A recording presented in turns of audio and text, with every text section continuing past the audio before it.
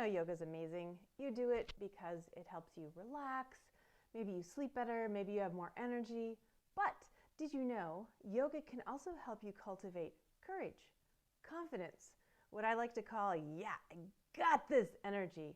It can also help you learn how to fully surrender and let go and soften into a moment and even feel gratitude.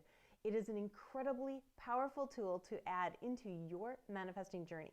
Now, in this video, I'm going to share with you 3 things. The first one is how yoga can help. Now, this one's going to be a little technical. I promise to make it fun and super quick, and I also think it's an important concept to understand to really fully embrace using yoga in your own manifesting journey. The second thing I'm going to share with you are the 3 main energies we need to cultivate to step into manifesting.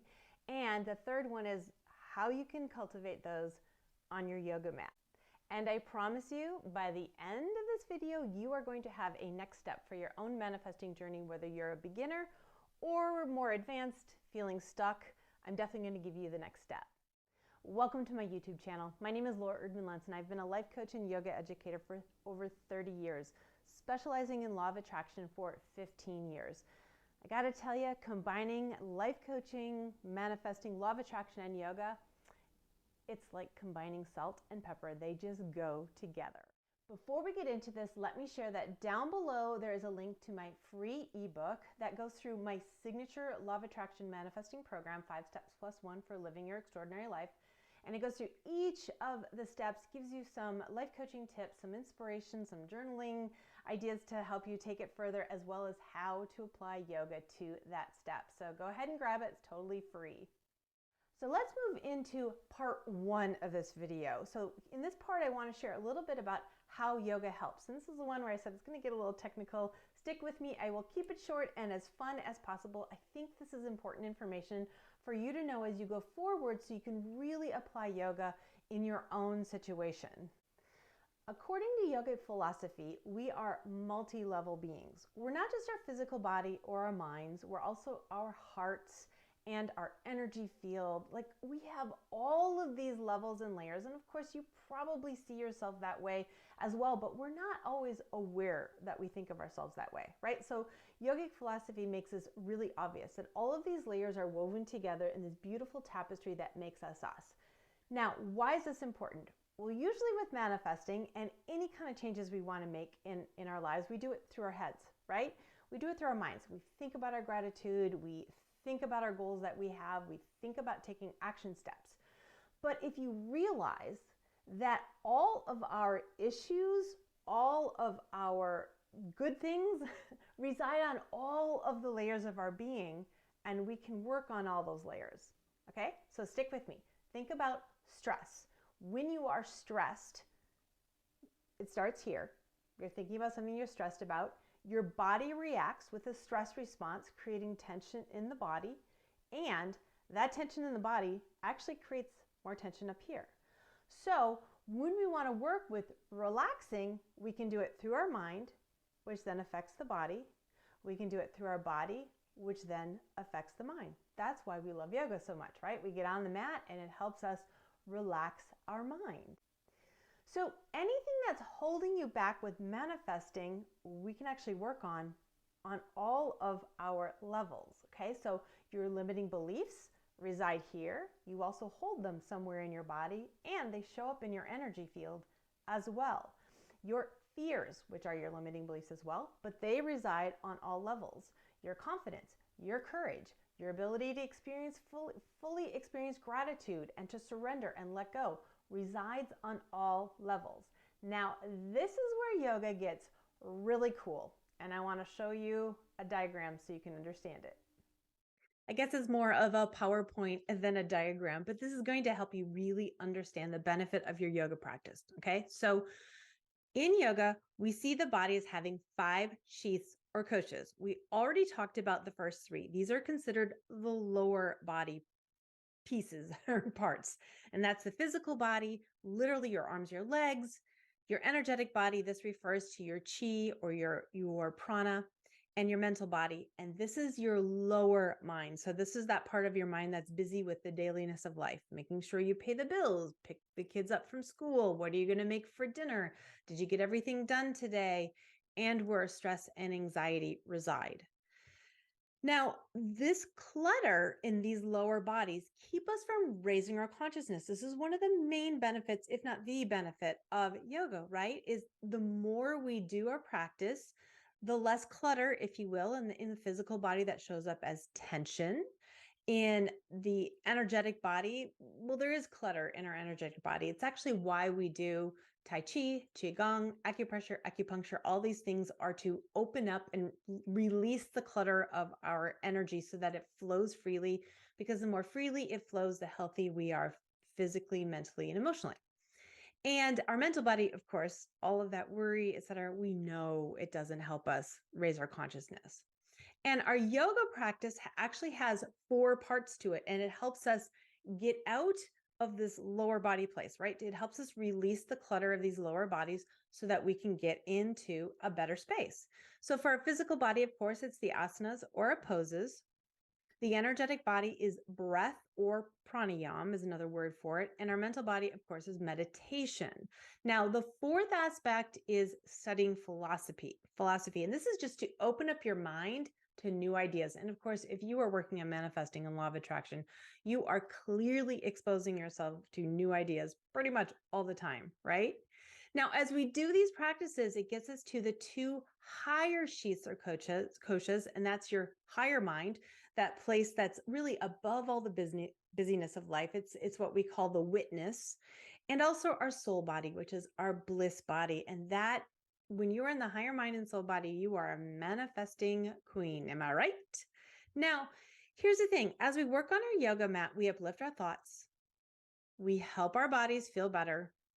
We learn to relax, and we raise our vibration. So this is why we want to tap into yoga for our manifesting. But not only that, there is another reason we want to tap into yoga for our manifesting. So let's move into part 2 of this video, which is talking about the 3 main energies that we need to cultivate in manifesting. And this is where yoga really rocks. Remember at the beginning, I was talking about how you can use your practice to cultivate courage and confidence and faith and gratitude and surrender and all the things we need to learn how to do when we want to step into manifesting. Yeah, this is when it gets really good. So the 3 main energies we have to cultivate in order to really manifest well are, number 1, personal strength. And that's the I got this, I can do it energy. I've got the strength, the power, I deserve it, I can take that step. It's expansive energy. This is where we grow our energy field. And if you imagine, the opposite of that is shrinking the energy field. And we do that when we feel frightened. So when we feel fear or limiting beliefs come up, which is fear, and people talk about shrinking from fear, that's what we're doing, is we're pulling in that energy field and drawing it close. But when what we want to do is expand it out. And that is something you can totally do on the yoga mat. Number 2 is faith. And that encompasses lots of things. It's surrendering, relaxing, letting go of expectations, letting go of control. It's learning how to receive, like relaxing enough and allowing things into your world. And that is a very soft place to be. And it can be a tricky one to create for ourselves, to cultivate, because many of us who are manifestors are doers. We're like, let's do this, let's build, let's grow, let's do things. And this is the not doing things portion. And that is very handy to take to your yoga mat, because it's much easier, I find, to cultivate it through the body, through the breath, than it is through the mind, because the mind can be very strong when you really want something badly enough. The 3rd and final energy is gratitude. And believe it or not, gratitude is a combination of both 1 and 2. Most people think gratitude is just this really soft place to be, where you open your heart. And yes, absolutely. But gratitude needs to come from a place of strength. And what I mean by that is, instead of, oh, I'm so grateful, I don't know how I got this, I don't deserve this, I'm so lucky, and you can just feel the person's heart sinking. When you get something with that energy, you're not going to hold on to it. That's when it's going to disappear. It's gone. The other energy comes from strength. I deserve this. I worked for this. I am so excited to have this, and I will take good care of it. And I'm so grateful. So it comes from strength, but there is also that heart opening, and I really am grateful that I have this. Thank you. Do you feel the difference? It's something that we can cultivate on the yoga mat. So let's look at that now for part 3. So what I want to share with you in this part are quintessential poses and how to do them. So I'm just really giving you a starting point for yourself, because I'm guessing as I went through all 3 of those energies, you tapped into the one you need to work on, right? You're like, oh yeah, I definitely need to build some, I got that energy, or yeah, my gratitude definitely needs some work. I'm going to share with you where you can start it. Okay, there's definitely more to be done, but this is just an intro video, so stick with me and you'll get even more. So number 1 is personal strength, energy, oomph. Okay, that comes from standing poses in general. Standing poses are great if you're feeling a little lost. If you're feeling like you have a part of your life where you feel like you're a victim or you're not quite sure where your place is in the world, standing poses help you feel like you're standing on your own 2 feet. Now, specifically when you want to build on that expansion piece, Tadasana or mountain pose and warrior poses are fantastic. So Tadasana or mountain pose, if you can imagine, you're supposed to embody a mountain. So a mountain is really solid and nothing's going to move it, right? And that's what we want to feel in Tadasana. In warrior poses help us feel like we are warriors. And the dominance is over your ego or your fears, not someone else. So it gives us that warrior energy over your limiting beliefs. Now, it's not simply doing the pose. You want to do it in a very specific way. So let's talk about Tadasana. And if you want to learn more about how to do the warrior poses, I did a video on it. I believe it's over here, might be over there. I'll link to it. And you can check out how to do these poses to really give yourself the oomph. When we look at Tadasana, you got to realize it's not just doing the pose. You can't just stand in Tadasana and assume you're going to get this expansive energy, because all of us, I was going to say many of us, but all of us have a tendency to go to one side or the other. So some tend to go towards the collapse. And if you're just collapsed in the pose, this represents someone or a time in your life when you just can't take another step. You're just like, I am done. I just want to sit on my couch all day. On the flip side is someone who's overly rigid and fully engaged in the pose. And this represents someone who just overworks all the time. You're working really, really hard in order to make things happen. We need in between. We need to find what's called yielding, where you are feeling the floor, engaging your body, feeling open across the heart, and just feeling this incredible power in your body and in your heart, right? Can you feel that expansion? It's incredible. One of the things I like to do periodically is what I call a stand tall challenge. So if I'm feeling like I'm ready to move in my life, I do stand tall, which is when I'm standing on my own 2 feet, feeling that Tadasana. I bring the arms up and overhead, feel that extension all the way through the body, and I do it 3 to 5 to 8 times every day. And you know what's interesting is that pose with arms overhead has actually been proven to release testosterone, which is the hormone of courage. So there is actually science behind this, but even more so for me, I feel it. I feel that expansive energy, which is what we want to work toward, right? Now, this personal strength is embodied in the first 3 steps of my program, and that is finding a vision. You have to feel expansive to feel like you deserve to have a dream. Believing it's possible. We have to move through our limiting beliefs, and that expansion helps us absolutely. And number 3, taking actions. Some of those actions aren't necessarily comfortable. If they were, you would have taken them. So we need to feel that oomph in order to be able to take that next step. The next energy we need to create is faith. And this is the relaxation, right? If the first one we talked about is the yang, this is the yin. So this is the softening, receiving, trusting, and believing is here too. And this one is hard to do in your head, right? It's hard to say let go because you're holding on to it. If you're trying to let it go and not think about it, but you're thinking about it, then it's not helping, right? So when we take it to the yoga mat, especially with our breath and with yoga, we can help our bodies relax, which then translates up into our mind, trickles out, so to speak. So my quintessentials for this is, well, first of all, restorative yoga in general. Restorative yoga is all about being rather than doing. The more you relax, the deeper you go into the poses. And I actually teach a manifesting on the mat restorative yoga class once a month that you can tap into. In fact, I'll add the link below so you can check it out for yourself. And the other two poses, Shavasana, of course, end your practice in Shavasana. Oh, I got to tell you, I am the overworker. This is my hardest step for sure.